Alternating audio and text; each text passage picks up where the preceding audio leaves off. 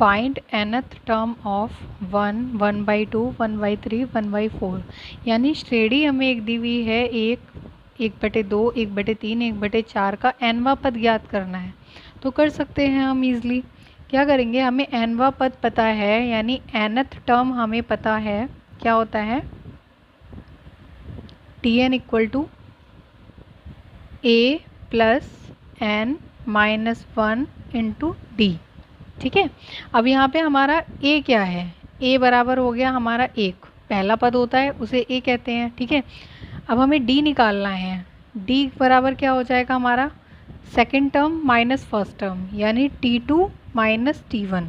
ये हमारा t1 है, पहला टर्म, दूसरा t2, t3, t4 and so on. ठीक है, तो t2 माइनस t1 होता है, तो t2 कितना है, 1/2 माइनस 1, 1/2 माइनस 1। अब इसको डायरेक्ट भी घटा सकते हैं कि 1 यानी आधे में से 1 जाएगा, क्योंकि आधा वैसे तो छोटा है, तो इसमें से हाफ में से -1 कर देंगे तो क्या आ जाएगा, 1/2। या फिर आप एलसीएम भी ले सकते हैं, यानी एलसीएम लेंगे तो 2 आ जाएगा, 1 माइनस 2। तो इस तरह से भी अगर करेंगे तो 1/2 आएगा माइनस का।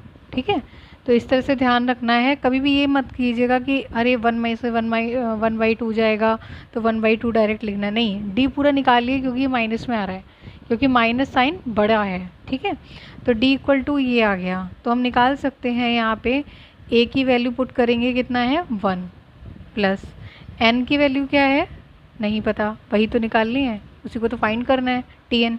ठीक है, d कितना है हमारा माइनस का 1/2।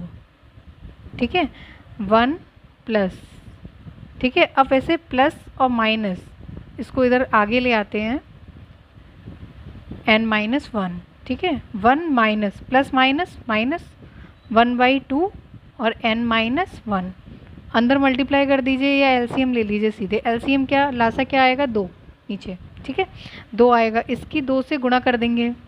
कैलकुलेशन में कोई मिस्टेक मत कीजिएगा वरना क्वेश्चन गलत हो जाता है। n माइनस 1 इसे ब्रैकेट में ही रहने दीजिए वरना गलत हो जाएगा।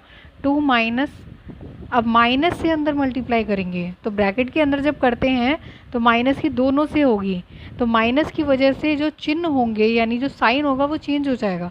ये प्लस का है तो ये माइनस का हो जाएगा, और ये माइनस है तो ये प्लस हो जाएगा, अपॉन 2। तो क्या हो जाएगा, 3 माइनस n/2। ठीक है, तो nth टर्म हमारा tn क्या हो गया, 3 माइनस n/2।